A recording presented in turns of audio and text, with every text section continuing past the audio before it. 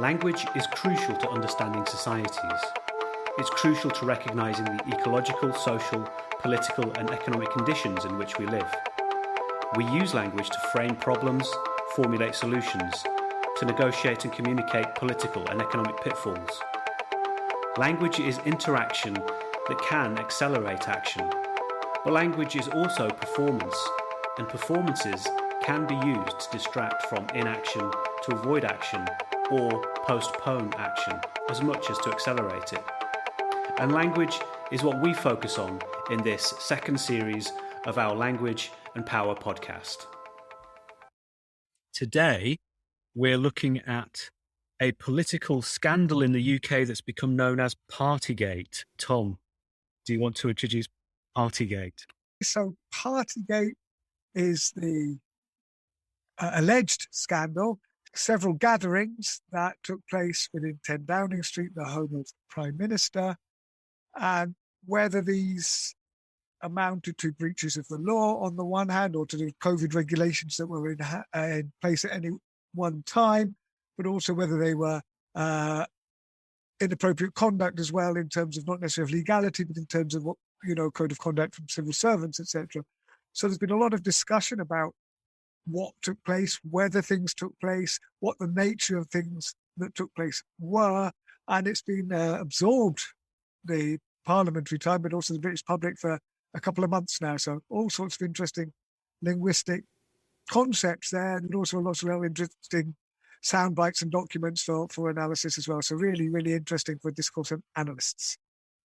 We'll start off with a text, and I think there's plenty to talk about in this. So the story broke before Christmas. So we're now recording this in 2022. And in December 2021, there was a bit of press coverage about these alleged parties, gatherings, as you said, in 10 Downing Street, Tom. And it became something that kept growing, because one party or gathering would be reported upon and it would be denied or diminished it. But then another one would become uncovered, and then another and another. And so it kept growing and growing and growing. And I think, by Christmas, we spoke about this before Christmas and thought, would it be the kind of thing that we'd do a podcast episode on? And we both said, no, it'll be over. This is the end of it. But here we are months later, and it's still going on. So that's the background to this. So our first one is a little bit of TV reporting. Our first clip is a little bit of live reporting. In fact, the clip comes from a Daily Mail reporter interviewing the Prime Minister, Boris Johnson. And in this clip, the reporter is asking the Prime Minister, Boris Johnson, whether or not a alleged party could be considered as breaking the rules. It's only a very short one, but let's have a little listen. Can you explain how the December the 18th event didn't break rules? Because we followed the guidance at all times. But you did have a party. We followed the guidance at all times. But there was a gathering.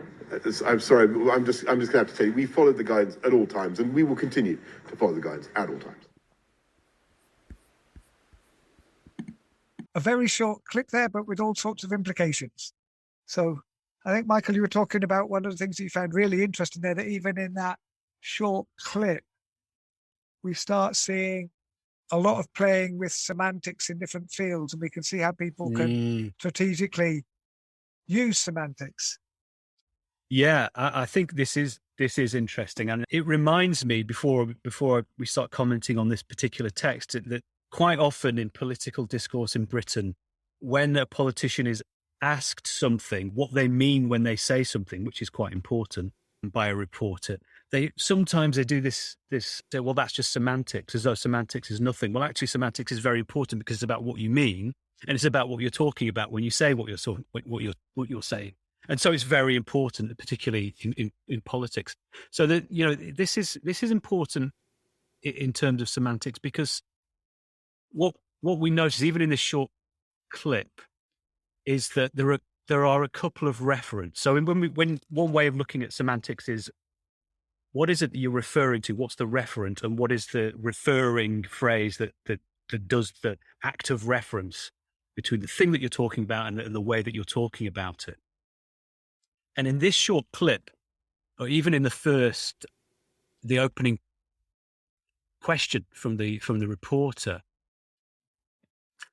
she asked, "Can you explain how the December the 18th event didn't break the rules?" Now, I think there are a couple of important reference in even in that question. There's the event, the December the 18th event, and then on the other hand, there's the rules which were in place under lockdown at the time. And it's important that in this case that she's made reference to two different things here. She said that at the same time. Now, the important thing is the rules. Did Johnson and other people working there break the rules? That, to me, is the important thing. And did they break the rules by having this December the 18th event? What he does is he picks up on that second reference, the rules, except he changes it to guidance. They're both talking about the same thing, the referent, whatever that might be, whether it's the legal requirements, whether you call them the legal requirements, the rules, the laws, guidance, whatever it is, the type of behavior that was expected at the time. But she calls it rules, he calls it guidance. And I think the first important point here is that the answer to the answer that he gives is because we follow the guidance at all times. Now, if he'd have used the same words as the reporter, he would have said something like, "Can you explain how the December the 18th event didn't break the rules?" And he would have replied, "Because we didn't break the rules." That's what he's trying to say. But it's a very, very circular, would be a very, very obviously circular, tautological kind of response, which would have looked ridiculous.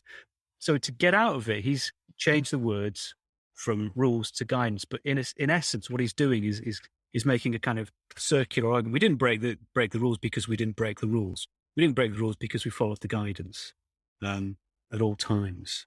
Yeah, definitely. So yeah. It also changes it slightly in that rules is rules, as they say, but guidance is only guidance. And it's a very fuzzy area that is interesting, just not only in phrases that are maybe ambiguous in English, where we're not quite sure if we've been given a rule or guidance, but also in the history of English, where words that were used just for guidance now refer to rules.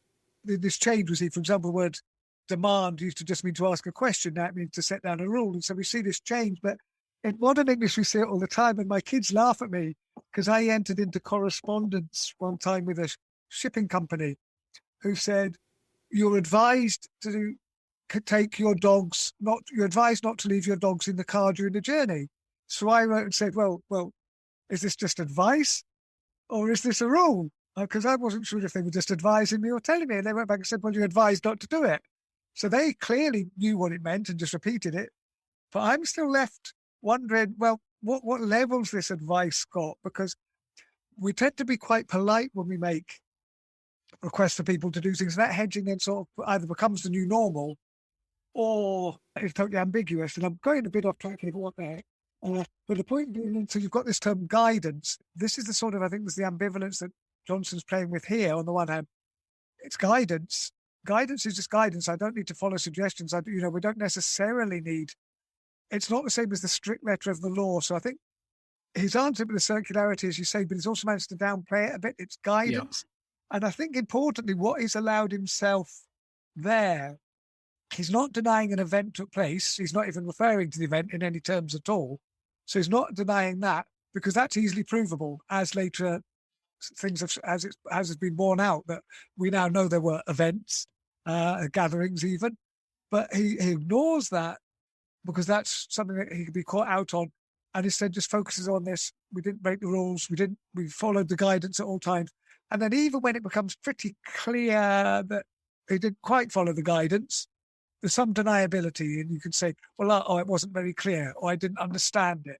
So he's left himself in this position where he doesn't want to downright deny that these things took place, because then he can get caught out. So he's just moved into this ambivalent area where he's not admitting it, but he's left himself room for escape if he gets caught out, I think. So really interesting. I think that's right. And going back to this idea that the reporter asks about two distinct, as we'd say, semantic reference, the party itself, the event itself, the event on the 18th of December and the rules, He picks up on the rules and calls them guidance and keeps saying we followed the guidance. But the reporter tries to stick with the party. She starts off saying the December the 18th event. Then she changes the way she refers to that by saying, did you have a party? And then he says, oh, we followed the guidance. And then she has a third go. She says, but there was a gathering. So she's got three different ways of talking about the same event. She's talking about the event. He's talking about the rules. Yeah. And because she's given him that space, by asking about two different things, it allows him to equivocate and say, well, I'm going to talk about this one thing that I've got a clear answer to, which is, yeah, I can talk about guidance rather than rules, and say that I didn't do that. He himself does not mention the event, the party, the gathering. And that's really important, isn't it? He's not going to talk about that. He's talking about the rules. And it means that he's buying himself time. There's a kind of tangibility about the event, which is provable or not provable. But he's found a way of avoiding talking about that. He's avoiding that argument, isn't it? Yeah. Yeah, yeah. And the reporter talks about the event, which is a totally non-committal term. It doesn't bite. Yeah. Then she pushes it up to party, which is clearly a bad thing in the light of in these circumstances. Still doesn't bite. And then she tries a third word, which is gathering, which is, it's not as damning as a party, but it's not as non-committal as an event. It's got the potential for working. But at this stage, Johnson's still not entering into this. It's almost like you say, well, you're playing semantics with all these three words, but I'm above all this and I'm just going to tell you. And he comes out, he pretends to be very bothered and fed up with this, pestering at the end. Look, I'm very sorry, I've told you. We followed guidance at all time and we will follow all guidance at all times. Almost accusing the reporter of trying to play with semantics, while at the same time, he's done exactly that by changing it from, rules to guidance and avoiding the question. But as we see later on, when it becomes very clear that there were events and this has to be addressed, and the excuse of we followed guidance at all time no longer it doesn't work anymore, then we do see a lot of work in the semantics of what was the nature of this event. And I think to bring in quite an important linguistic point at this moment from linguistic theory, very famous bit of linguistic theory by Ferdinand de Saussure, when you're talking about reference and sense of words as well, the idea that these words get their meaning from words that are closely associated with them because they contrast with close words. The difference between black and white is a matter of contrast. Black, if the world was just black and white, what was white would be white because it wasn't black, and what would be black because it wasn't white. And the words gather their meaning from their contrast.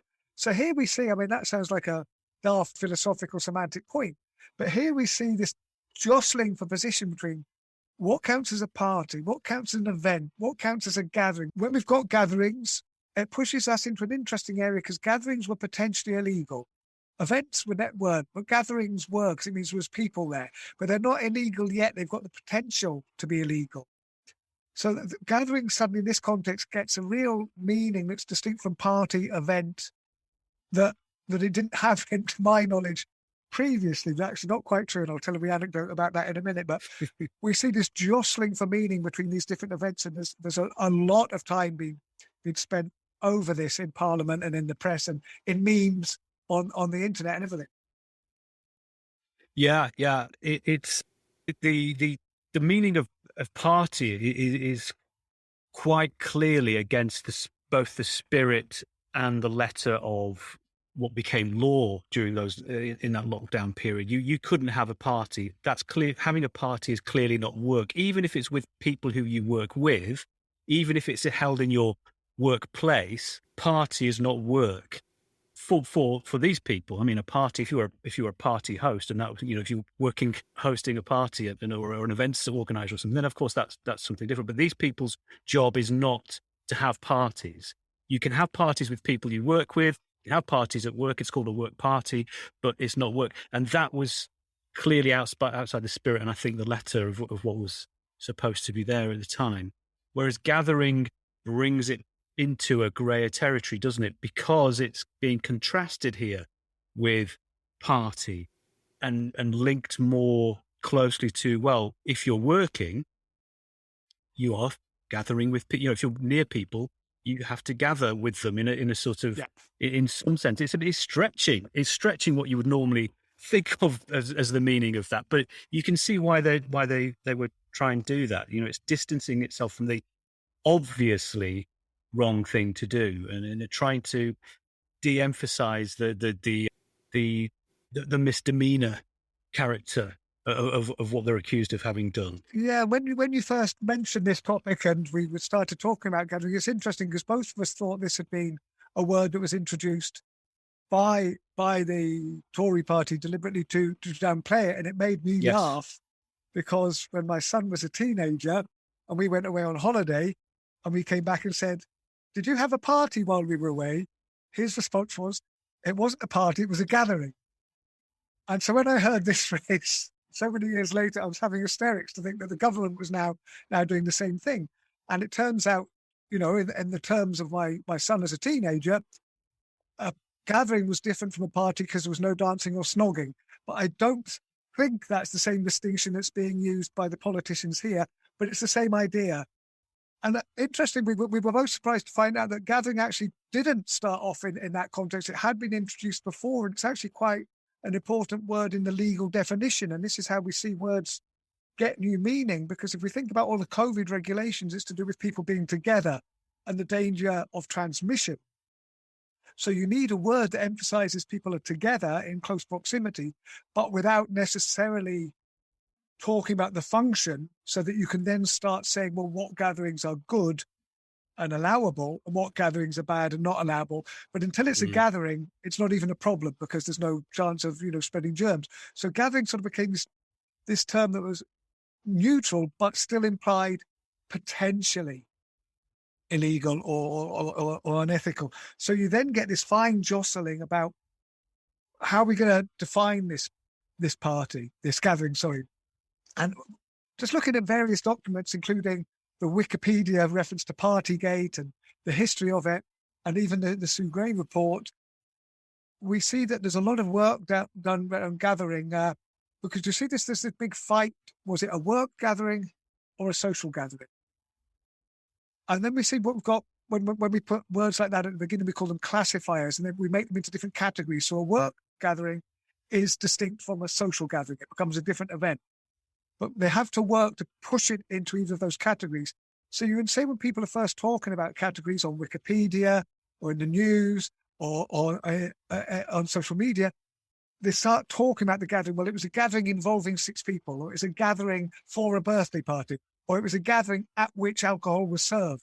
So you start getting these qualifications and these sort of adjectives and qualifying phrases pushing the word gathering either into the category, work gathering or social gathering, without necessarily doing that. And it's like a tug of war, throwing all these adjectives and descriptions and qualifiers at the word, with one side trying to pull it firmly into the classification of a work gathering, and the other side pulling the other way, trying to push it into the category of social gathering, because the difference in outcome for the government is huge. And perhaps we'll anticipate slightly what we might speak about in a future episode is the what is also famous now in the UK, the Gray report, or her initial update. We'll give the context about that when we come to talk about that perhaps in the future. But one of the key kind of paragraphs she talks about the timeline of regulations. And the first one is that in the 26th of March 2020, restrictions on leaving one's homes without a reasonable excuse, first announced on the 23rd of March, come into legal effect in England. So restrictions on leaving your house. So that was the lockdown. It came into legal force on the 26th of March 2020. Now, the important thing in relation to what you're saying there is very limited exceptions permit travel to work where it is not reasonably possible to work from home, and participating in a gathering of more than 2 persons is prohibited. So you've got that word gathering. And you can see why they want to use that word gathering, because they want to cover all sorts of situations, whether it's for work, whether it's for having a social time, whether it's for just meeting and having a chat, whether it's delivering bringing something to one of your relatives or something. They want to cover everything. So that's why they use this very, very broad term of gathering. more than two persons is prohibited. But then, and this is where it muddies the water, except where the gathering, and then there's a quote here, is essential for work purposes.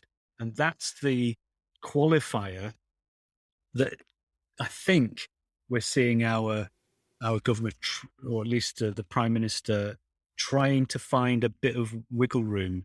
Yeah, and it's now that you've got a new, well, when we're talking about obligations again, essential then becomes interesting, because you can say that, like you said at the beginning, you can have work parties, but at what stage are they essential for work? I mean, what then makes them, a work event with alcohol or an alcoholic event where people talk about work?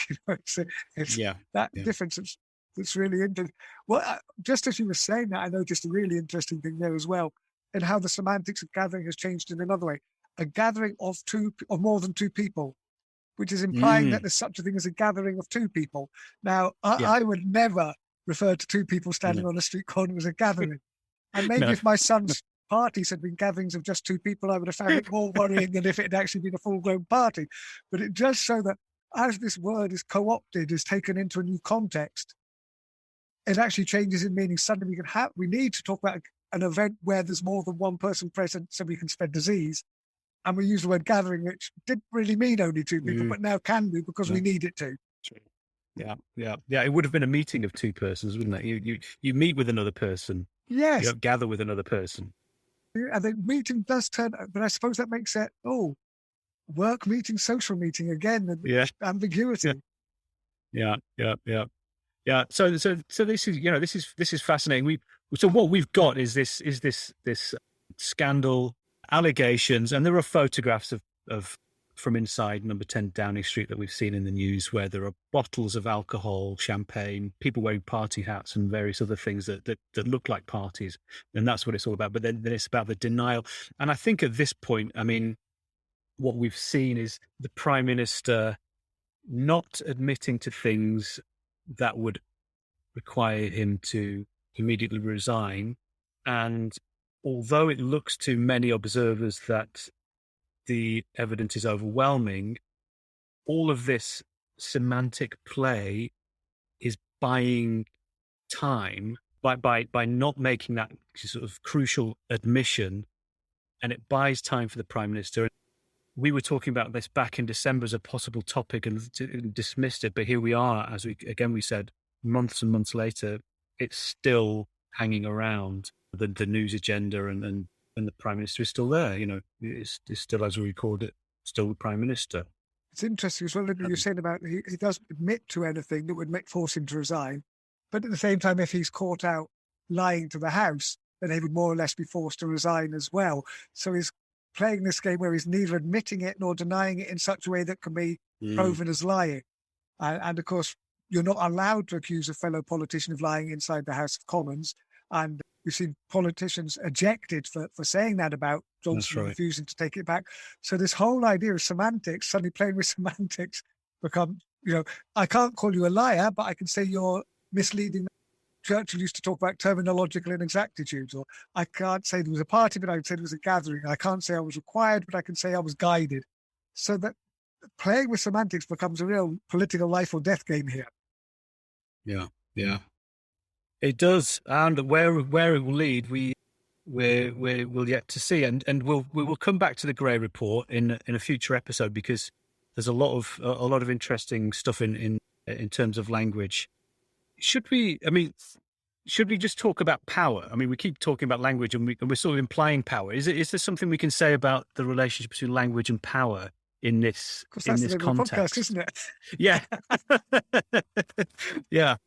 I mean, one of the things that's interesting here, if we do think about the relationship between language and power, is that because this is the Prime Minister, he has a certain amount of power within the framework of the United Kingdom polity, in which there's very few people who have political power over him in particular instances, such as this.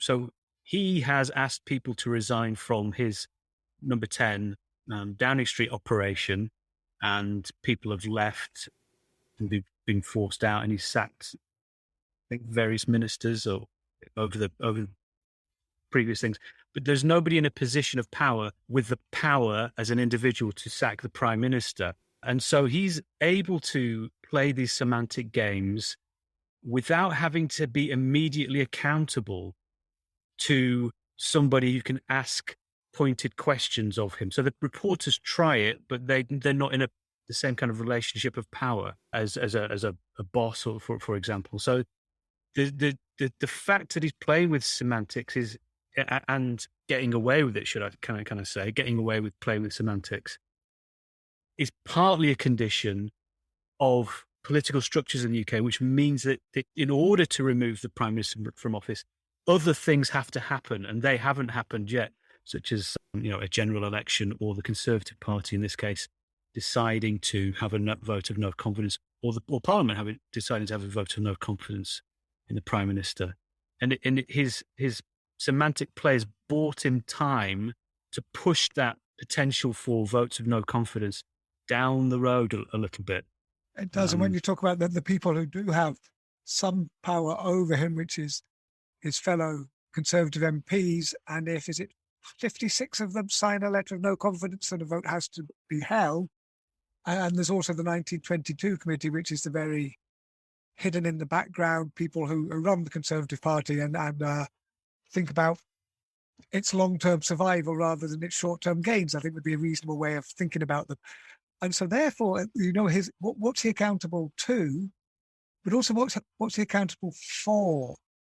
And in terms of his fellow MPs and also the 1922 committee, there were two things where, if he's considered to have behaved inappropriately through having fund gatherings, or if he's considered to have lied, there might be enough people who, on moral grounds, just straight away think he's not fit to be Prime Minister. And we've seen one or two people come out and do that.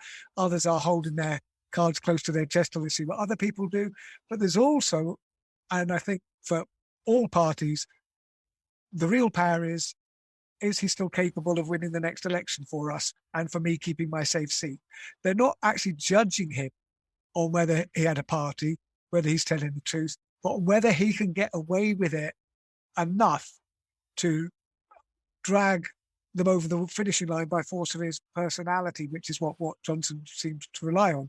So, it's accountability to whom and for what becomes very, very mixed in. So power is messy as usual. Yeah. And I think, I don't know, for our listeners who are not in the UK, it might sound very bizarre that we don't have the kind of mechanisms that can sort these things out, or maybe it doesn't. But there we have it. It's a question of language being used in a context of power, which allows that language to be used, and using that language in this particular way allows the power that Johnson has to continue. There's a really interesting kind of relationship going on there. Yeah, it's not that language is all powerful. It's not that the power structures are independent of language. The two are very, very closely enmeshed. And you can see this as a really, from a language and power point of view, a really, really fascinating situation that we find ourselves in Britain at this point. Thank you, everyone, for listening. And we'll see you next week on a different topic. Goodbye.